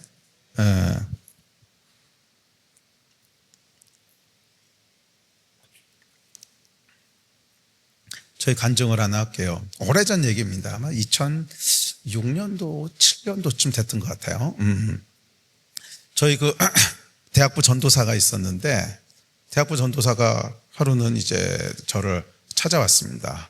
찾아와서는 목사님 진짜 이상한 일이 있었습니다 그러는 거예요. 그래서 뭔데? 그랬더니 대학생 하나가 이제 우리 교회를 막 나오기 시작했는데, 나온 지 얼마 안 되는 친구인데 이 친구가 신비한 경험을 했다는 거예요. 그러면서 뭐라고 이런 얘기를 해줍니다. 이 친구가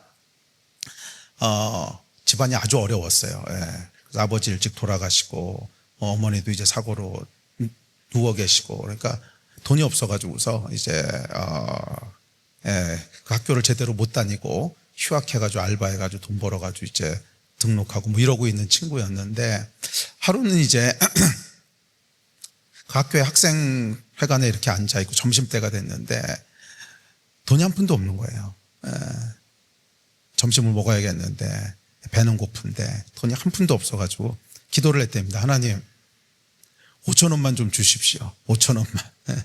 점심을 먹어야겠습니다. 그랬더니 성령께서 믿음으로 취하라 그런 감동을 주시더래요. 그래서 이제 좀 엉뚱해요. 그래서 믿음으로 취하는 게 뭡니까? 이렇게 또 물었더니 성령께서 저기 학생회관 그 구석에 가면 이렇게 코너에, 사람 없는 코너에 이렇게 딱 코를 갖다가 박고 이렇게 취하라 그런 마음을 주시더래요.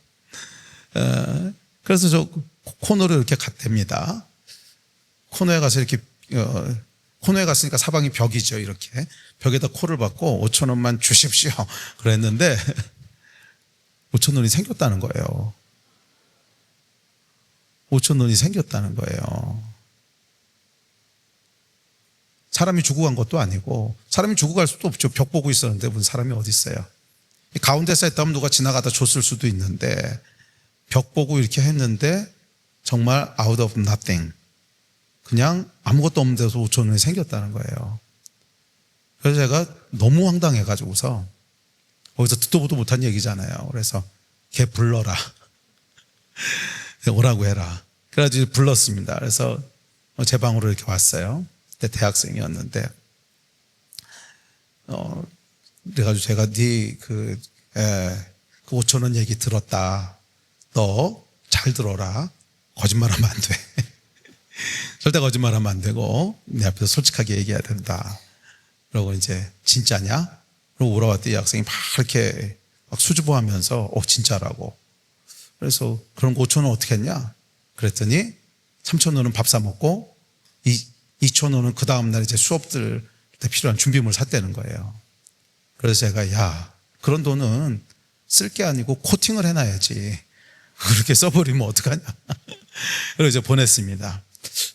그날이 여러분 제 신학이 무너지는 날이었습니다. 저도 아주 전통적인 이제 그 장로교에서 자라서 침례교에서 신학을 했고, 그래서 제 안에 이제 신학이 있죠. 그런데 신학이 그냥 와르르르르 무너지는 거예요. 이거 어디서 듣도 보도 못한 일인데, 신학교에서 배운 적도 없고, 근데 현실에서는 일어나고, 이게 도대체 뭐냐. 믿음은 여러분 보이지 않는 세계의 것을 보이는 세계의 실체가 되게 하는 겁니다. 성경 히브리서에 보면 뭐라 그러냐면 믿음은 바라는 것들의 실상이요 이랬거든요. 이 실상이라고 하는 말에 헬라어 원어를 보면 기초, 본질 그런 뜻입니다. 그래서 이 말씀이 굉장히 있어 보이는 말씀이잖아요. 그래서 이거를 가지고 이제 뭐 신학자들도 그렇고 철학자들도 그렇고 이게 무슨 뜻이냐 고민을 참 많이 합니다. 저도 그 대학교 때 예수님 믿고 나서 이 말씀이 무슨 뜻인지를 정말 오랫동안 고민했던 것 같아요. 믿음은 바라는 것들의 실상이요. 이게 도대체 뭘까? 이 말 뜻이 뭘까? 정말 이거를 뭐 수십 년을 고민을 했었는데 이 말 뜻이 여러분 뭔지 아십니까? 이 말 뜻이 이런 거예요. 믿음은요, 바라는 것들에요, 실상이라는 거예요. 어려운 말이 아니에요. 그냥 말 그대로인 거야. 믿음은 바라는 것들의 실체라는 거예요, 실체. 믿음은 바라는 것들을 실체하도록 하는 거라는 거예요. 하늘에 있는 신령한 복들을 이 땅에 실체가 되게 하는 거라는 거예요. 저희 안에 여러분 이 믿음에 대한 믿음이 없고 이해가 없으니까 이 말씀을 복잡하게 철학적으로 신학적으로 돌려 별의별 생각을 다 하는데 결국 무슨 얘기인지 모르겠고, 근데 사실 알고 보면 말씀은요 정말 심플합니다. 말씀은 그렇게 복잡하지 않아요. 왜냐하면 모든 사람을 위한 말씀이거든. 만약 말씀이 그렇게 복잡한 거라면 저기 아프리카에 있는 마사이족들은 어떻게 복음을 듣겠습니까? 네? 배운 것도 없고 학교도 못 다녀본 사람이 그런 그 어려운 말씀을 어떻게 이해하겠어요? 그건 아니라는 거예요. 물론 말씀은 하나님의 말씀이기 때문에 파도 끝이 없는 깊이가 있어요. 그러나 1차적인 의미는요 생각보다 단순합니다. 아마 분명히 아프리카에 있는 마사이족한테 믿음은 바라는 것들에 실상이요 이렇게 읽어줬으면 굉장히 심플하게 이해했을 겁니다. 믿음은 바라는 것 주신다는 거구나 이렇게 이해를 했지, 이거 가지고 고민하겠습니까? 믿음은 바라는 것 주신다는 거구나 이렇게 당연히 이렇게 이해하지 않겠어요? 근데 우리 현대인들은 이거를 복잡하게 만들어서, 아니요 여러분, 믿음은 바라는 것들을 존재하게 하는 거라는 거예요. 아멘이십니까? 믿음으로 여러분 산을 옮길 수 있다는 거예요. 이 산은 안 된다는데요? 아니야, 그림자일 뿐입니다. 은행에서는 안 된다는데요? 그림자일 뿐입니다. 본체는 하늘에 있기 때문에 우리가 믿음으로 하나님 앞에 구할 때 산이 옮겨지는 줄 믿습니다. 아멘. 자, 두 번째,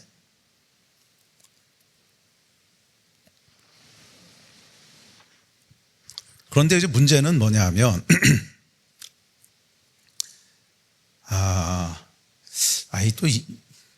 이거 하다 보니까 내일하고 모레하고 이야기 그냥 계속하고 싶은 유혹도 있네. 이게 원래 3번짜리 시리즈 설교거든요. 그래서 오늘 하다 끝나면은 이게 뭔가 하다 만 것 같은 느낌이 들고, 하여간 내일 아침 일어나서 보겠습니다. 어떤 걸 할지. 자, 그다음에 두 번째 종류의 이제 믿음은 뭐냐 하면, 근데 이게 잘 되냐는 거예요. 믿음은 여러분 산을 움직이는데, 기도할 때 여러분 산이 잘 움직이세요? 제가 어느 날 이렇게 앉아서 이렇게 제 타율을 계산해 봤더니 처참한 거예요. 10번 기도해서 한두 번 정도는 응답되는 게 있어요. 그런데 궁극적으로는 응답이 되겠죠. 그런데 즉각적으로 응답되는 게 그렇게 많지 않은 거예요. 오히려 응답 안 돼 보이는 게 더 많고. 저희 교회도 이제 성도들이 있다 보니까 암 때문에 투병하시는 분들도 계시고 그러면 제가 간절히 기도하죠.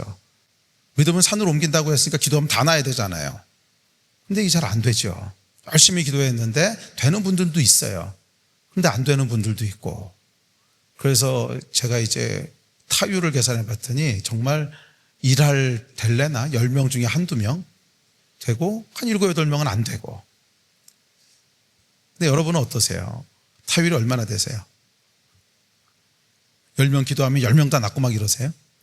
이게 잘 안 되죠. 안 되는 건 도대체 뭐냐는 거예요.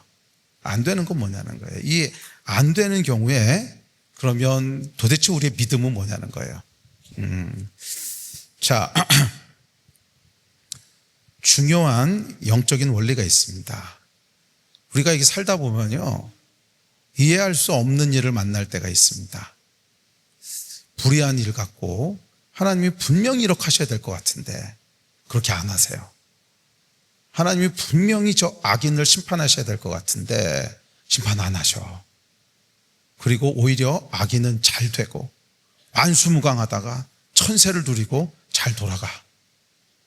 그리고 의인은 정말 하나님 사랑하고 정말 하나님께 헌신되어 있고 그런데 고생하다가 일찍 데려가시고 이런 일들이 있지 않습니까? 이해가 안 되죠. 도대체 하나님 왜 이런 일이 벌어집니까? 이해할 수 없는 일, 불의한 일. 인생을 살다 보면 이런 광야를 지나게 될 때가 있습니다.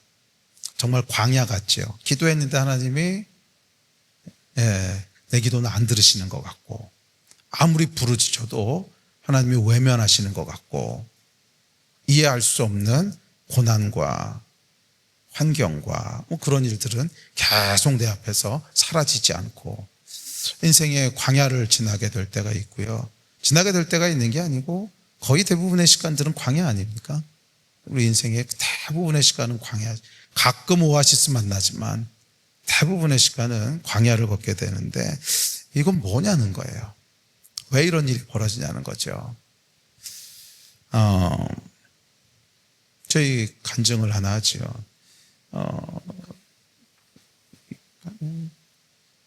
지금 16년 전이었을 거예요. 17년 전. 저희 이제 선교사 부부가 있었습니다. 저희 교회에서 파송한 중동으로 파송한 선교사 부부였는데 아주 신실한 부부였습니다. 아주 신실한 부부였고 그 부부가 다 저하고는 아주 오랫동안 잘 알고 지냈던 동역자였고 그 남편은 제 서울대 수학과 1년 후배였는데 이 친구가 대학교 1학년 때 예수를 믿고 선교사로 헌신을 했습니다. 그리고 서울대 수학과에서 이제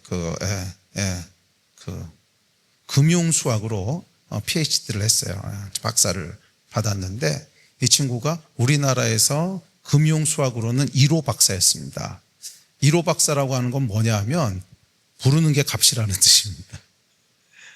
희소성이 있기 때문에 부르는 게 값이에요. 그래서 이 금융기관들 있지 않습니까? 은행이라든지 농협이라든지 이런 데서 그냥 하여간 월급 얼마든지 줄 테니까 오라고. 그때부터 이제 수학과가 인기학과가 되기 시작했거든요, 진짜로. 그러니까 그 친구 전까지는 수학과 가면은 도대체 뭐 해서 먹고 살아? 선생밖에 더 하겠어? 이런 얘기 듣던 때였어요. 그런 얘기 듣던 때였는데 이 금융수학이라고 하는 게 등장하기 시작하면서 이제 그 수학과 출신들이 큰 돈을 벌기 시작합니다. 그래서 제 후배들은 정말 돈 많이 번 친구들이 많아요. 금융 쪽에 있으면은 그러니까 이 친구도 월급이 제 연봉보다 훨씬 많았어요. 한 달 받는 돈이 이제 1년 받는 돈보다 훨씬 많았으니까 아주 큰 돈을 이제 이렇게 하죠. 근데 이 친구가 이제 선교사로 헌신했던 게 있기 때문에 중간에 이제 그 잡을 그만두고 자기 선교사로 가겠다고. 그래서 약간 귀한 헌신이죠. 그래서 선교지로 들어갔던 친구입니다. 그리고 그 와이프는 제가 미국에 유학생으로 있을 때 저희 부부가 이제 전도해서 거기서 예수 믿고 평생을 같이 온 그런 이제 동역자였고 정말 사역을 너무너무 잘하는 친구였어요. 제가 본 사람 중에 사역을 가장 잘하는 사람이었어요. 하여간 어디다 갖다 놓든지 간에 딱 갖다 놓으면 일주일 안에 교회가 섭니다. 교회가 선다고 하는 게 뭐냐면 사람들 전도하고 데려다 먹이고 제자 훈련하고 집에 데리고 살고 그러면서 딱 일주일만 놔두면요. 거기 이제 가정의 소그룹이 생겨요. 하여간 그런 너무나 귀한 부부였는데 둘이 이제 결혼을 하게 되고 그래서 결국 선교사로 나가게 됐습니다. 그래서 중동에 이제 선교사로 갔는데 한 2년쯤 지났는데 이 자매가 이제 암이 발견이 됐어요. 유방암이 이제 발견이 돼가지고서 한국으로 치료받기 위해서 들어왔습니다. 그래서 수술을 하고 이제 치료를 잘 했어요. 근데 수술하고 치료받고 나서 한 2달 지났는데 다시 선교지로 가겠다는 거예요. 그래서 제가 당연히 안 된다 그랬죠. 암은 5년은 지켜봐야 된다. 그러니까 너 들어갈 생각하지 말고 일단 5년 동안은 치료에 전념해라. 그랬더니 계속 들어가겠다고 하는 거예요. 그래서 제가 계속 말리니까 마지막엔 이러더라고요. 목사님, 사명이 있는데 하나님 주신 사명이 있는데 내 한 목숨 살겠다고 사명의 자리를 떠나는 게 옳습니까? 근데 제가 할 말이 없더라고요. 할 말이 없어서 그럼 들어가라. 들어가는데 대신 매년 나와서 검사해야 된다. 그랬더니 이제 알겠다고. 그러고 들어갔습니다. 들어갔는데 들어간 지 1년쯤 지났는데 다시 재발을 했어요. 암이. 그래서 이제 다시 한국으로 나오게 됐습니다. 그래서 교회가 정말 열심히 기도했습니다. 정말 열심히 기도하고 금식하면서 기도하고 믿음으로 기도했죠. 만약 하나님께서 딱 한 사람만 고쳐주셔야 된다면 이 사람입니다. 정말 헌신된 사람들이고 그 인생의 모든 권리들 다 하나님한테 포기했고 이 사람 안 고쳐주시면 하나님은 불의하신 분입니다. 그러고 이제 열심히 기도했어요. 기도했는데 결국 하나님이 데려가셨어요. 데려가시고 어린 아들 3명 놔두고 이제 데려가셨습니다. 이해가 안 되죠. 저는 진짜로 고쳐주실 거라고 믿고 기도를 했고 저희 교인들에게도 믿음으로 격려를 했습니다. 하나님 고쳐주시니까 반드시 고쳐주신다. 근데 이게 소천을 하고 나니까 교인들에게 뭐라고 얘기해야 될지도 모르겠고 일단 저도 소화가 안 되고 교인들에게는 뭐라고 얘기해야 될지도 모르겠고 제가 거의 한 1년 정도를요 이렇게 우울증 비슷하게 지냈던 것 같아요.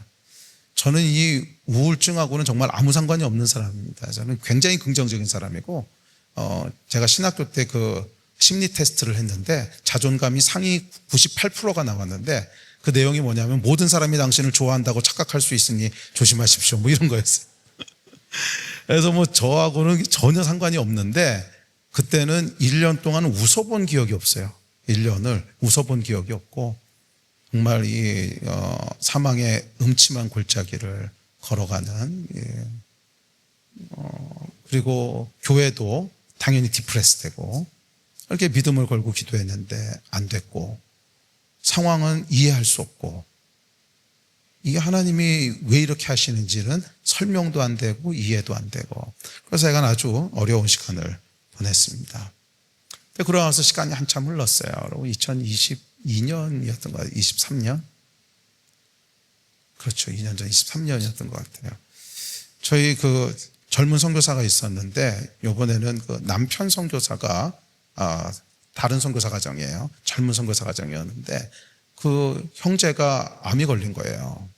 이 친구도 이제 중동에 가 있던 친구였고 이 친구는 대학생 때 저희 교회 처음 와서 대학교 1학년 때 저희 교회에서 예수 믿고 거기서 헌신하고 신학교 가고 그렇게 선신해가지고 선교지까지 갔던 친구였는데 아주 귀한 친구였습니다. 아주 귀한 친구였는데 안식년으로 나왔다가 이제 돌아가기 전에 건강검진을 했는데 암이 발견이 됐습니다.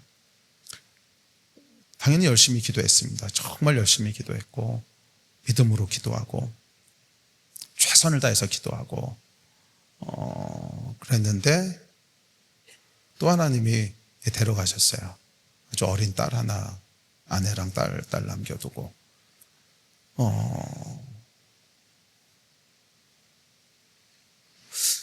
근데 요번에는 조금 다른 일이 벌어졌는데, 이번에도 뭐 이해할 수 없는 상황이죠. 하나님께서 왜 이런 일을 하시는지.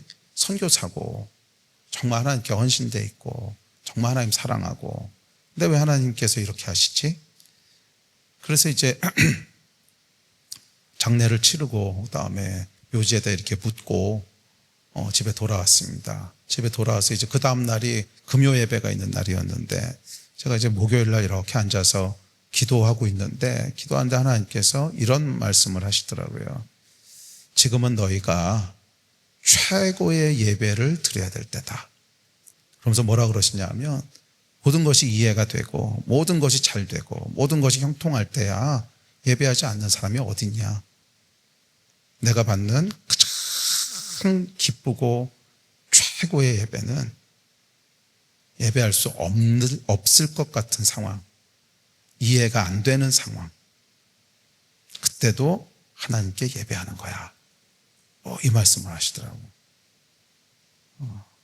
그래서 요번에는 10여 년 전처럼 그렇게 무방비로 당하지 않았어요. 영적인 원리가 있습니다. 영적인 원리가 뭐냐 하면, 혼은요 이해하는 것이고 영은요 믿는 거예요. 혼의 기본적인 펑션이 있습니다. 혼의 펑션은 뭐냐 하면, 혼은 보이는 세계를 살아가기 위해서 하나님 주신 거잖아요. 그러니까 이해를 해야 돼요. 이해를 못하면 보이는 세계를 어떻게 살아가겠어요? 예를 들어서 여러분, 이걸 이렇게 놓으면 어떻게 될까요? 밑으로 떨어지겠죠. 이해를 합니다. 왜? 여기 중력이 있으니까. 이거를 우리 혼이 이해하지 못하면 사고가 날 겁니다. 2층에서 떨어지기도 하고. 그래서 종종 그 아이들 사고 나는 게 이해를 못했기 때문에 사고 나는 거잖아요. 또 이해를 못하면 어떻게 되죠? 아이들이 걸어 다니다가 오래된 음식들 주워 먹고 탈나고 이런 거 있죠. 그것도 이제 이해가 안 된 거죠. 그러니까 우리의 혼은 이해를 해야 돼요. 이해를 해야만 보이는 세계를 살아갈 수 있는 그 펑션을 우리에게 주신 거예요. 그래서 혼의 기본적인 펑션은 이해하는 겁니다. 그런데 영은 이해하는 게 아니에요. 믿는 거지. 영은 여러분 이해할 수 없는 것 투성입니다. 잘 생각해 보세요. 하나님은 우리보다 크신 분이세요. 어떻게 다 이해하겠어요? 만약 우리가 하나님을 다 이해할 수 있다면 우리가 하나님보다 크단 소리예요. 우리가 하나님을 다 이해할 수 있다면, 이렇게 하나님이 계시고 그 안에 내가 이렇게 있는 거거든요. 그러니까 요만큼은 이해할 수 있어요. 근데 그 밖의 부분은 다 이해가 안 되는 거죠. 만약에 우리가 하나님을 다 이해할 수 있다면 그 하나님이 나를 창조하셨을까요? 아니면 내가 그 신을 창조해낸 걸까요? 내가 다 이해할 수 있다면 그 하나님이 나를 창조하신 게 아니라 내가 그 신을 창조해낸 거겠죠. 내 생각 속에서. 그러니까 나를 창조하신 하나님이라면 이해할 수 없는 부분이 있어야만 한다는 거예요. 왜? 나보다 크신 분이니까. 나보다 크신 분이니까. 하늘의 해와 달을 만드시고 우주를 창조하신 분이 하나님이세요. 우주는 여러분 상상할 수 없을 정도로 커요. 이 우주 속에서 우리 지구라고 하는 거는 먼지만도 안 해요. 찾을 수도 없을 정도로 작은 이 어마어마한 사이즈의 우주를 만드신 분이 하나님이신데, 인간의 요만한 머리로 어떻게 그 하나님을 다 이해하겠어요? 이해 안 되는 게 당연한 거죠. 이해 안 되는 게 당연한 거고, 이해가 안 되는 부분이 있어야만 창조주 하나님이세요. 만약 우리가 하나님을 다 이해할 수 있다면 가짜신이에요. 우리가 우리 마음속에서 만들어낸 종교지 참 하나님이 아니라는 거예요.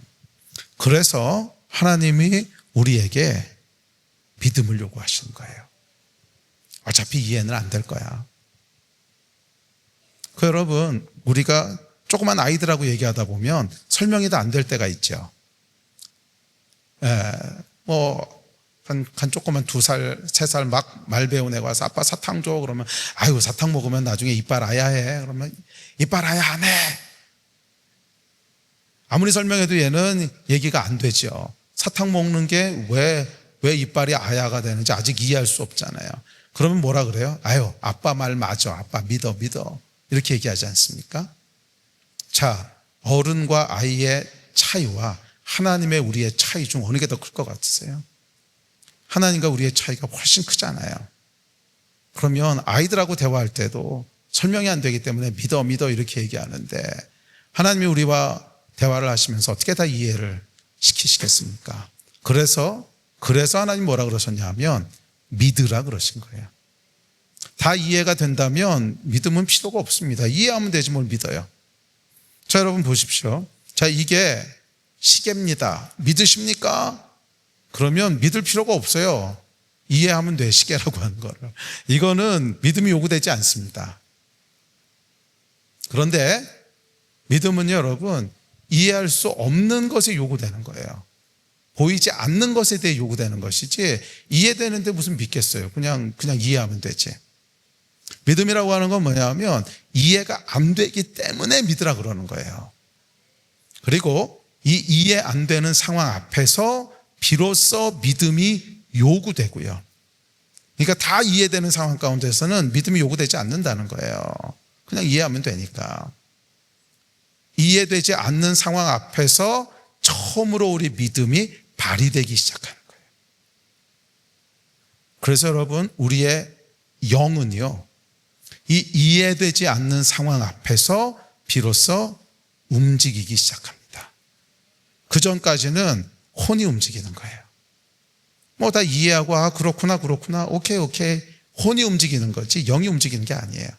영은 언제 움직이냐면 이해할 수 없는, 설명할 수 없는 그 앞에 딱 섰을 때 내가 어떻게 반응할 것인가. 그럼에도 불구하고 하나님은 선하시고 완전하십니다. 이 믿음을 발휘할 것인가? 아니면 어떻게 하나님 그러실 수가 있습니까? 어떻게 하나님 이러실 수가 있습니까?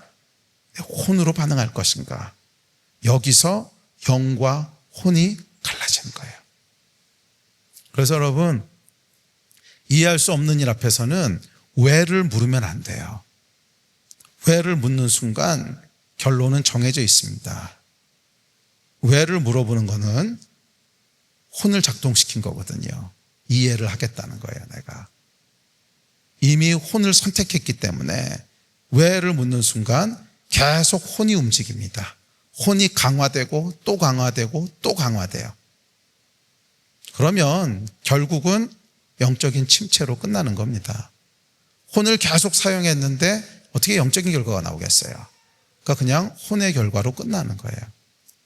그래서 이해할 수 없는 일 앞에서는 입을 다물어야 돼요. 우리의 입을 다물고 왜를 묻는 것이 아니라 믿음을 발휘해야 돼요. 하나님, 내가 이해는 할 수 없지만 믿을 수는 있습니다. 내가 다 이해할 수는 없지만 하나님을 신뢰할 수는 있습니다. 내가 다 이해할 수 없지만 여전히 하나님은 선하시고 여전히 하나님은 완전하십니다. 이게 믿음이에요. 아멘이십니까? 그렇게 할 때 비로소 우리의 영이 액티베이트 되는 거예요. 그리고 이 영을 사용할 때 우리가 영이 점점 강해지게 됩니다. 제가 지금까지 40년 넘게 신앙생활을 하고 또 25년째 지금 목회를 하면서 발견한 몇 가지 영적인 진리 중에 하나가 이겁니다.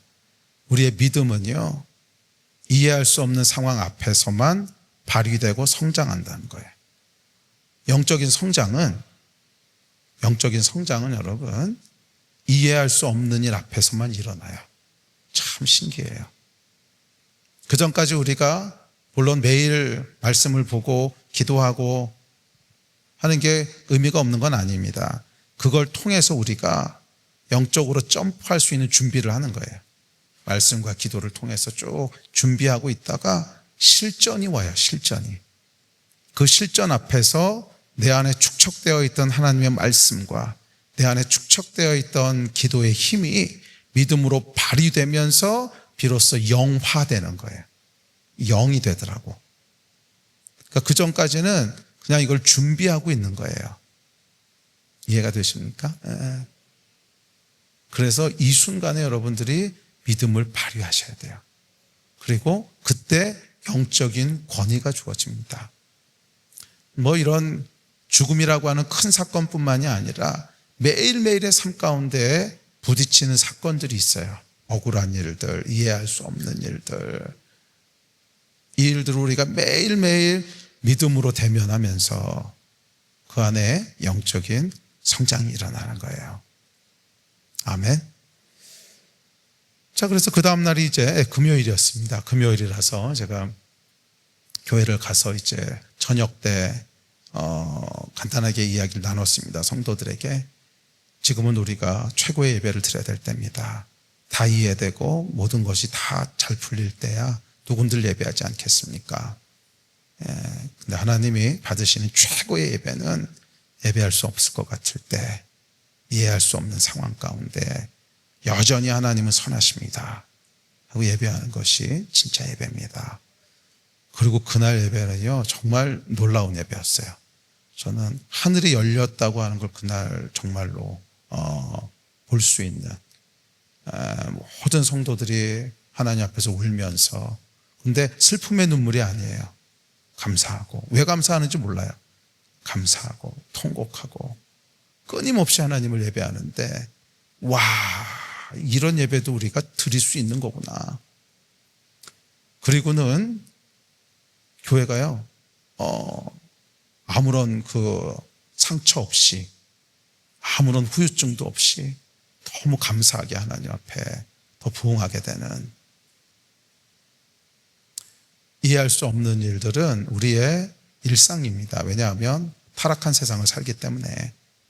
그러나 하나님께서는 이 이해할 수 없는 일들을 사용하셔서 우리를 영적으로 성장하게 하세요. 그래서 더 하나님께 가까이 나오도록 하십니다.